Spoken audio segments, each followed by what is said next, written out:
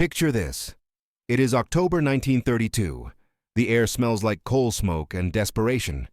A man crouches in the shadows beside a railroad track in Kansas. His name? Boxcar Jack. The freight train barrels past at 15 miles per hour, slow enough to jump, fast enough to kill you if you miss. Jack's hands are calloused. His coat is torn. He has 12 cents in his pocket and hasn't eaten in 2 days. He runs. His fingers catch the iron rung of a boxcar. For 3 heartbeats, his legs drag against the ground. Then, he is in, gasping, alive. That guaranteed your next meal. Welcome, travelers, to the secret world of the Hobo Code. But here is the thing that is going to save Jack's life tonight. It is not his strength. It is not his luck. It is his ability to read a language most people never knew existed. In 1932, being unable to read English could leave you hungry. But being able to read these symbols, these strange marks scratched onto fences and water towers? Dawn breaks over a small town in Nebraska. Jack climbs down from the boxcar. Main Street is quiet. Suspicious eyes peek through curtains. In 1932, strangers meant trouble, especially strangers who rode the rails. Jack's stomach growls. He has a choice: beg and risk getting arrested, or find the code. He walks the residential streets, scanning fence posts. Then, there, scratched in white chalk on a wooden fence, a simple drawing of a cat. Jack smiles. Because in the Hobo Code, a cat doesn't mean beware of pet. It means, kind lady lives here. He walks to the back door and knocks softly. A woman appears. Jack removes his cap. Ma'am, I noticed your porch steps are loose. I could fix them for a meal if you'd allow it. Notice what Jack didn't say? He didn't say, can you spare some food? Because the golden rule of the Hobo Code was sacred. You don't beg. You offer work.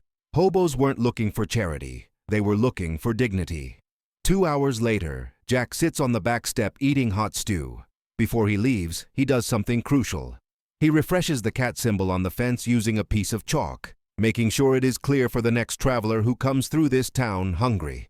The code wasn't just information. It was a lifeline. Jack rides west toward Colorado. As the train slows near a rail yard, he prepares to jump off. But then he sees it, painted in faded black tar on a water tower, a triangle with 2 hands reaching upward. Jack's blood runs cold. This symbol meant, man with a gun, or police alert. Suddenly, rough voices shout, hey, you, get down. The bulls. That is what hobos called the railroad police. Brutal men hired to keep bums off the property. Jack knows the stories. Frank Garrett, beaten so badly he lost an eye. A kid from Ohio thrown off a moving train just for trying to reach California. Jack stays hidden in a thicket beside the tracks for 3 hours until darkness falls. That triangle symbol saved his life. And the stranger who drew it saved him too. The Hobo Code wasn't just marks on walls. It was a whispered conversation across time, a warning from a stranger you would never meet. That night, Jack finds the jungle, a makeshift camp hidden in the woods. 15 men sit around a fire, sharing what they have. In the center, bubbling over the flames, mulligan stew. This was democracy in a pot. Everyone threw in what they had: a potato, an onion, a can of beans. No one ate until everyone contributed. As they eat, the men share information. Don't go through Topeka. Bulls are on a rampage. There is a doctor in Salina who treats wounds for free. Look for the cross with a smiley face. Jack watches and learns. An older man draws on a stone with charcoal. A square with a diagonal line. Safe to camp here. 2 interlocking circles. Handcuffs. Hostile police. 3 diagonal lines. Not a safe place. Now, let me tell you something most people don't know. Not everyone who rode the rails was the same. There were hobos, like Jack, who traveled to find work. There were tramps, who traveled but didn't work. And there were bums, who didn't travel and didn't work. The hobos were proud of the distinction. They weren't running from something. They were running toward the next job. In 1932, they had no phones, no internet, but they had chalk, they had memory, and they had mercy. And somehow, that was enough. So what happened to Boxcar Jack? History doesn't record his name, because Jack is all of them. The 2 million people who rode the rails during the Great Depression. When the economy recovered, the hobo camps emptied. The symbols faded from fences. The language began to die. Today you can still find these marks if you know where to look.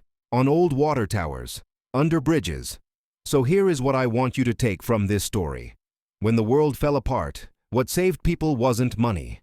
It was community. It was the willingness of one desperate person to leave a mark that would help the next person survive. A cat on a fence, a warning on a wall, a promise that said, "You are not alone."